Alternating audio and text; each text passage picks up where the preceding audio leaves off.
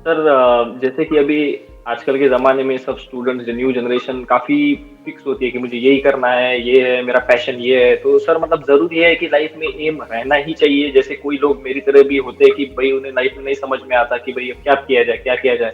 मैंने आपके 1-2 वीडियोज़ देखे भी हैं जिसमें आपने कहा है कि गिव योरसेल्फ टाइम, थोड़ा आप अकेले में जाओ 7-8 दिन, थोड़ा शांति से खुद को एनालाइज़ करो।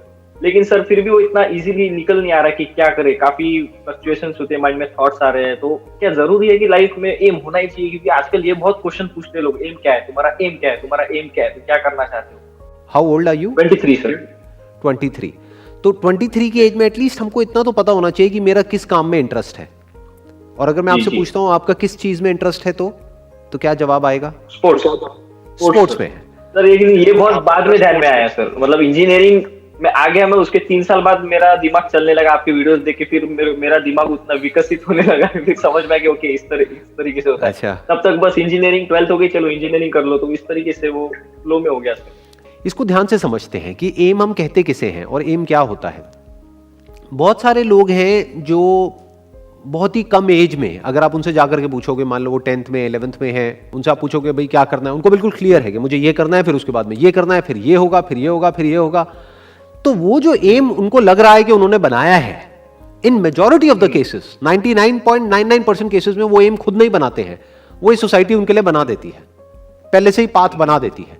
हर एक की फैमिली में कोई ना कोई आइडल होता है, यानी उस फैमिली बैकग्राउंड के हिसाब से जिसको भी रिस्पेक्ट सबसे ज्यादा मिलती है उस फैमिली सर्कल में, तो सबके ऊपर वही प्रेशर होता है कि उनके जैसा बनो। जी जी जी। किसी की फैमिली में कोई सीए होते हैं, किसी की फैमिली में कोई इंजीनियर भैया होते हैं, या फिर कोई ऐसी फैमिली होती है जहां पे सबने प्राइवेट जॉब करी है और वहां की प्रॉब्लम्स देखी हैं, तो उनके माइंड में गवर्नमेंट जॉब बैठी होती है। तो डिपेंडिंग अपॉन कि उनका क्या बैकग्राउंड है, उसके हिसाब से वो एम, वो गोल उनके लिए सेट कर दिया जाता है। तो अब आपका क्वेश्चन ये है कि क्या ये एम होना चाहिए?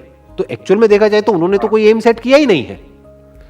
देखने में लग रहा है ऊपर ऊपर से कि उनकी लाइफ में कोई एम है, बट वो एम मीनिंगलेस है, क्योंकि उस एम की तरफ कभी उन्होंने ध्यान से सोचा ही नहीं कि क्या मेरा इस काम में इंटरेस्ट भी है या नहीं है। बस पीछे से वो एम उनका बन गया है, बचपन में ही ऐसी कंडीशनिंग हो गई है। जैसे किसी रोबोट को बता दिया है कि भाई रोबोट तेरे को ये काम करना है, this is the task that you need to do, इसमें कोई सवाल नहीं पूछना, बस तेरे को ये करना है।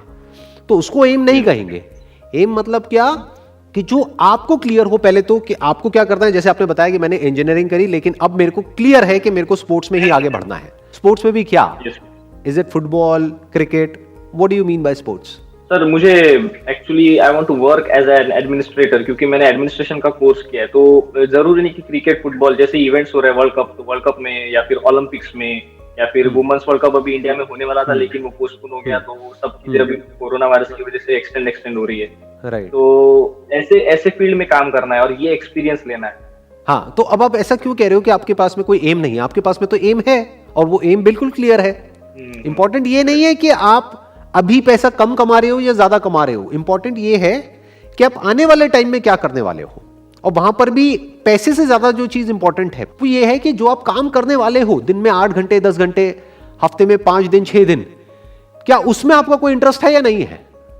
स्पोर्ट्स एडमिनिस्ट्रेशन में आपका एक्चुअल में इंटरेस्ट है, जिसके लिए आपने इंजीनियरिंग की अपनी पूरी पढ़ाई कंप्लीट करी और उसको भी छोड़ दिया, उस डायरेक्शन में भी कुछ नहीं कर रहे हो, तो that means you are so passionate about it. तो अब आपको फिगर आउट सिर्फ इतना सा करना है, ऐसे लोगों के कांटेक्ट में आना है जो ऑलरेडी वहां पर एक लेवल तक पहुंच चुके हैं, और उनसे मिलना है, उनसे बात करनी है, उनसे समझने की कोशिश करनी है, मे बी इसके बारे में और नॉलेज गैदर करनी है। जी सर। पढ़ना है कि ये जो अलग अलग तरह की लीग्स होती हैं पूरी दुनिया में क्या क्या होती है, तो वहां से आपका दिमाग खुलेगा। हो सकता है अभी इस फील्ड को आप एक लिमिटेड दायरे में देख रहे हो जहां तक आपको पता है। जी सर। हो सकता है आप ये सोच रहे हो कि अच्छा यहाँ पे मैक्सिमम कितने की नौकरी मिल जाएगी, 20-30-50 हजार रुपए की। अभी हो सकता है आपका दिमाग ऐसे चल रहा हो, बट हो सकता है जब आप डीपली इसको स्टडी करना शुरू करो तो आपको समझ आए कि ये रोल कितना इंपॉर्टेंट है। मतलब बेसिकली आप बैकएंड में आ गए ना, आप फ्रंट में नहीं हो, लेकिन ये एथलीट्स और ये जो स्पोर्ट्समैन है, इनके पीछे क्या हो रहा है उसको मैनेज करना। तो जो उसको मैनेज कर रहा है वो कितना कमा सकता है और वो क्या क्या कर सकता है। हो सकता है वो सारी चीजें आपके माइंड में अभी हो ही ना हो, क्या सकता है पक्का होगा ही नहीं। तो जब आप स्टडी करना शुरू करोगे, इसकी डेप्थ में जाना शुरू करोगे, तो आपका माइंड क्लियर होगा कि ये पॉसिबिलिटीज है, और हो सकता है वो पॉसिबिलिटीज जहां तक आप सोच रहे हो उससे बहुत बड़ी हो। इसी फील्ड में आपको ऐसे ऐसे लोग देखने को मिल जाएंगे इंडिया में भी और वर्ल्ड के अलग अलग पार्ट्स में भी, जो लाखों रुपए महीने का कमा रहे होंगे। Yes sir. और एक बार को मैं कहता हूं in the worst case scenario नहीं भी कमा रहे, अरे यार आप 50,000 रुपए महीने का भी कमा रहे हो, but at least you are doing what you really want to do. इससे बड़ी चीज क्या होगी? सही है सर। जो आपकी बाकी की लाइफ है, अभी तो 23 साल के ही हो, 2 साल आपको लग जाते हैं प्रॉपर तरीके से कहीं सही जगह तक पहुंचने में, तो 25 साल के बाद मान लो 65 की एज में आप रिटायर होते हो, तो 40 साल तक आप एक काम करने वाले हो सुबह से लेकर के रात तक। तो ये 40 साल आपके कैसे होंगे? मान लो लाखों रुपए आपने नहीं भी कमाया, 50,000 रुपए ही कमाया, बट वहां पे जाने में आपको मजा आता है, वो करने में अच्छा लगता है, वो देखने में अच्छा लगता है, वो एनवायरनमेंट में आप होना चाहते हो। आप ये कह सकते हो आप अपने लिए एक अलग दुनिया को चुन रहे हो, एक अलग यूनिवर्स को चुन रहे हो, जो यूनिवर्स दूसरे जो यूनिवर्स है उससे बिल्कुल अलग है। तो अगर उसमें 1-2 साल फालतू भी लग गए तो क्या फर्क पड़ता है? जल्दी क्या है? नहीं जल्दी। आप समझ रहे हो मैं किस तरीके से देख रहा हूँ और आप किस तरह से देख रहे हो? हम नॉर्मली कैसे सोचते हैं, हम कैसे सोचते हैं एक जॉब ही तो है, जॉब मिल जाए फटाफट से और इतना पैसा मेरे को मिल जाएगा, मेरी लाइफ सेट हो जाएगी। अरे भाई लाइफ का मतलब क्या सिर्फ जॉब, वहां से पैसा, खाना पीना निकालना, यही है लाइफ, और कुछ है ही नहीं। या फिर लाइफ एक ऐसी पॉसिबिलिटी है जिसको आप जैसे चाहो वैसे डिजाइन कर सकते हो। आप इसको इस तरीके से देखो कि मैं अपने लिए एक यूनिवर्स को चुन रहा हूं। ये जो देखने में लगता है ना एक प्लैनेट, अरे भाई ये एक प्लैनेट तो है जिसको अर्थ बोलते हैं, लेकिन इसी प्लैनेट पे अलग अलग तरह के यूनिवर्सेस एग्जिस्ट कर रहे हैं। ये जो मल्टीवर्स का कॉन्सेप्ट है ना, जो मूवीज में हम देखते हैं, वो तो फिक्शन है, बट रियलिटी क्या है कि एक स्पोर्ट्स की दुनिया है, एक मान लो आईटी की दुनिया है, ये 2 अलग अलग दुनिया है। वहां के डायनामिक्स अलग है, यहां के अलग है, वहां की एनर्जी अलग है, यहां की एनर्जी बिल्कुल अलग है। तो आपको पहले चुनना है कि मुझे किस यूनिवर्स में घुसना है। अभी आपने कोई सर्टिफिकेट कोर्स किया है इसमें, या क्या डिप्लोमा लिया है, डिग्री लिया है, क्या लिया है स्पोर्ट्स? नहीं सर, ये डिग्री है, मास्टर्स डिग्री है सर, ये स्पोर्ट्स की। अच्छा, पूरा मास्टर्स की डिग्री है, राइट? पूरा 2 साल की? नहीं सर, ये एक साल का, ये मास्टर्स स्पोर्ट्स में जो एडमिनिस्ट्रेशन के कोर्सेज है, ये मोस्टली 1 साल के रहते हैं। कहां से किया आपने? सर रशिया, सोची। अच्छा, रशिया से किया है आपने? एक ही वर्ल्ड में से देखिए ओलंपिक यूनिवर्सिटी है सोची में, वो ओलंपिक यूनिवर्सिटी है जो वर्ल्ड की वन ऑफ द बेस्ट जो यूनिवर्सिटी है, वहां से आपने मास्टर्स किया है स्पोर्ट्स एडमिनिस्ट्रेशन में। Correct me if I am wrong, मैं ठीक कह रहा हूं? Yes sir, correct. तो आप अपने आप को अंडर एस्टिमेट क्यों कर रहे हो भाई?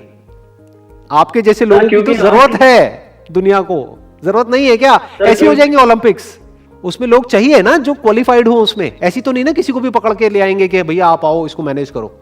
नहीं सर, प्रॉब्लम ये है कि मतलब अभी मेरे को 1-2 अपॉर्चुनिटीज थी जो कि मुझे बहुत, मैं उसके लिए लुकिंग फॉरवर्ड टू जो कहते हैं वो था, मतलब यूके में और यूरोप में, लेकिन कोरोना वायरस की वजह से सब कैंसिल हो गया। तो अब वो फ्रस्ट्रेशन हो रहा है कि यार अभी वापस इंडिया जा रहा हूँ खाली हाथ, लाइक। ये टेम्पररी है, ये जो कोरोना है ये हमेशा के लिए तो रहने वाला नहीं है, जाएगा ना, 2 महीने में जाए, 6 महीने में जाए, साल में जाए।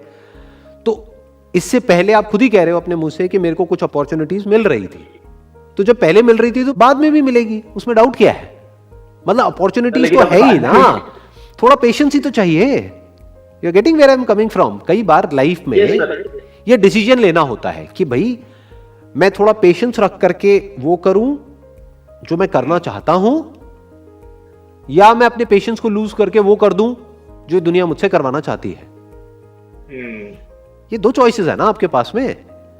हो सकता है आप कहीं पर जाओगे अपने कहीं रिलेटिव्स के पास में या कहीं भी, या फ्रेंड सर्कल में, हर कोई आपसे पूछेगा हाँ भाई क्या हो रहा है, क्या किया, कोई लगी जॉब या नहीं लगी। लोगों की क्यों परवाह कर रहे हो? आपको ये देखना है कि how do I want my life to be 5 years down the line, और 10 years डाउन द लाइन, और 20 years डाउन द लाइन। ये माइंड में एक विजन होनी चाहिए।